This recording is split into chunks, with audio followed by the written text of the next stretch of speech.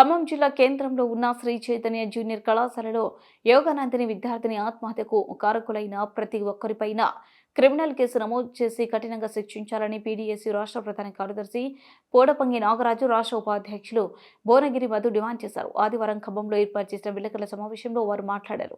శ్రీ చైతన్య విద్యా సంస్థలలో ఇష్టానుసారంగా వ్యవహరిస్తున్నారు.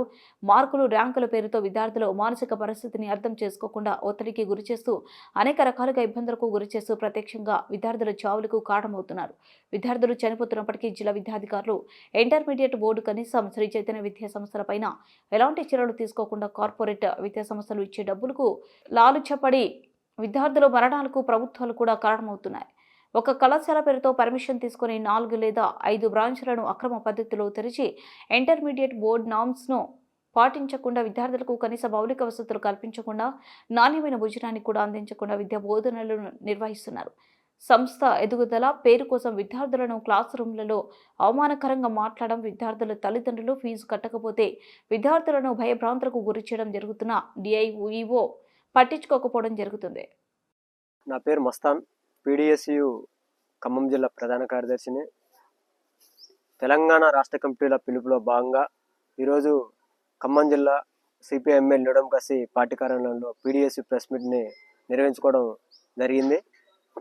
మీడియా మిత్రులకి వచ్చినందుకు అభినందనలు తెలియజేస్తూ ముందుగాలుగా ప్రధానంగా తెలంగాణ రాష్ట్ర వ్యాప్తంగా ఏదైతే శ్రీ చైతన్య విద్యా సంస్థలు ఏవైతే ఉన్నాయో, ప్రధానంగా ప్రతి సంవత్సరం కూడా 2 లేదా 3 విద్యా సంస్థలు ఎక్కడైతే ఉన్నాయో ఆ విద్యా సంస్థలలో ఫీజులు కట్టలేక అక్కడున్న యాజమాన్యం, అక్కడున్న ఉపాధ్యాయులు కావచ్చు, అందులో ఉన్న వార్డెన్స్ కావచ్చు, ఒత్తిడి తీసుకొచ్చి విద్యార్థుల్ని ఎండలో నిలబెట్టి ఈరోజు విద్యార్థుల దగ్గర నుంచి, విద్యార్థుల తల్లి దగ్గర నుంచి ఫీజులు వసూలు చేసిన పరిస్థితి ఈ ఖమ్మం జిల్లాలో కనపడతా ఉంది. అప్పటికి పీడీఎస్యూ విద్యార్థి సంఘంగా మేము అనేక మార్లు కలెక్టర్ను కలిసినాం, అనేక మార్లు విద్యాశాఖ అధికారి రవిబాబును కలిసినాం. మేము చర్యలు తీసుకుంటాం అన్నది తప్ప మేము ఇచ్చిన వినతి పత్రాలను కూడా పక్కకేసిన పరిస్థితి ఈ ఖమ్మం జిల్లాలో కనపడతా ఉంది.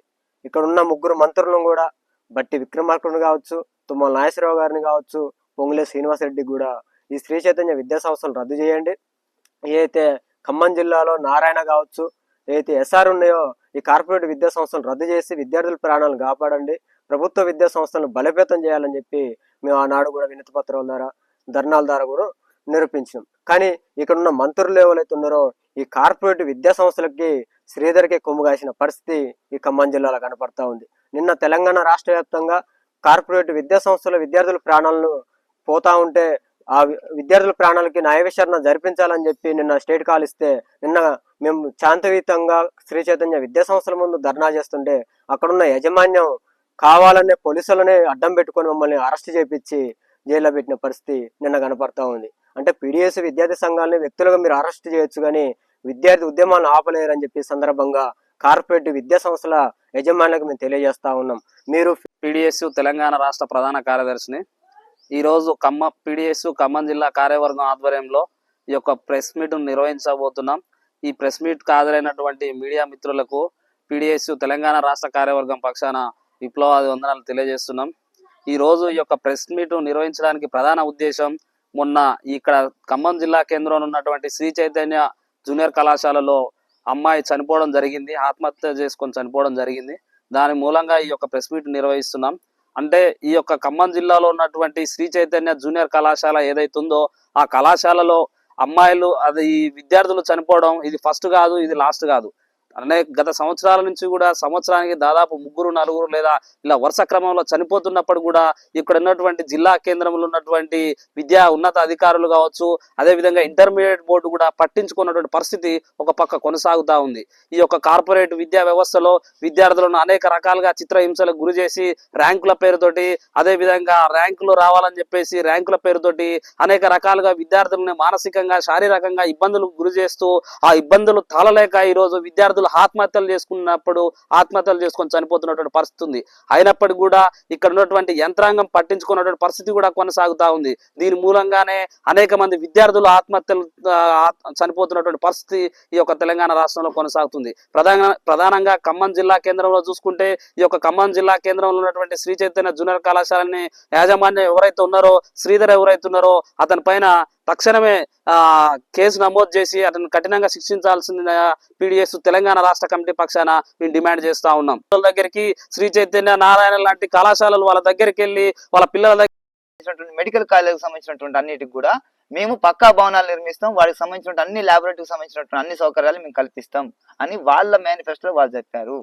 అదే కాదు, దానికి తోడు వాళ్ళు చెప్పినటువంటి విషయం మరొకటి, ప్రతి విద్యార్థికి మేము 10వ తరగతి విద్యార్థికి మేము 12,000 రూపాయలు ఇస్తాం, డిగ్రీ చదువుకునే విద్యార్థికి 15,000 ఇస్తాం, పీజీ చదువుకునే విద్యార్థికి మేము 20,000 ఇస్తాం, పిహెచ్డి స్కాలర్ల వాళ్ళకి 25,000 రూపాయలు మేము ఇస్తామని చెప్పేసి వాళ్ళు చెప్పారు. మనం అడగలే, వాళ్ళ ఎన్నికల మేనిఫెస్టోలో పెట్టారు.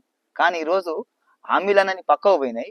కనీసం గతం నుంచి ఇప్పటి వరకు వచ్చేటువంటి స్కాలర్షిప్లు ఇచ్చే పరిస్థితి 14 నెలల కాలంలో ఒక్క విద్యార్థికి కానీ ఒక్క హాస్టల్కి కానీ ఎవరికి కూడా ₹1 ప్రభుత్వం కేటాయించలేదు, ₹1 ఇవ్వలేదు.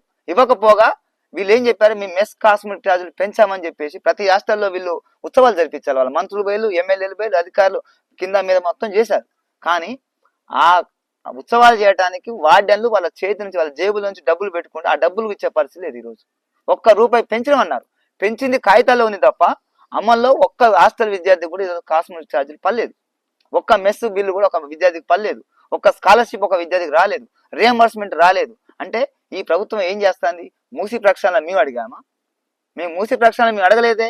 కానీ మీరు చెప్పారు ఎన్నికల మేనిఫెస్టోలో మాకు డబ్బులు ఇస్తామని, మా స్కాలర్షిప్లు ఇస్తామని, విద్యకు పెద్దపీట వేస్తామని చెప్పి మీరు చెప్పారు. కమిషన్ల కోసం ఈ ప్రభుత్వం కాంట్రాక్టర్ల కమిషన్ల కోసం ఆనాడు మూసీ నదిని తీసుకొచ్చి ఇప్పుడు పెట్టారు. రీజనల్ రింగ్ రోడ్ అని చెప్పేసి మొత్తం డబ్బులను తీసుకుని అక్కడ పెడుతున్నారు. ధనిక రాష్ట్రం కాకపోవచ్చు, అప్పులో ఉందని చెప్తున్నారు. అప్పులో ఉన్న రాష్ట్రానికి, అప్పులో ఉన్నటువంటి రాష్ట్రంలో విద్యార్థులు స్కాలర్షిప్ రేట్ డబ్బులు ఉండవు, కానీ రీజనల్ రింగ్ రోడ్ మాత్రం ₹1,000 కోట్ల కేటాయించిన ఈ గవర్నమెంట్ దగ్గర డబ్బులు ఉంటున్నాయి. మూసీ నదికి 1,000 కోట్ల రూపాయలు, లక్షల కోట్ల రూపాయలు మూసీ నదిలో పోవడానికి ఈరోజు ఈ దగ్గర డబ్బులు ఉంటున్నాయి. కానీ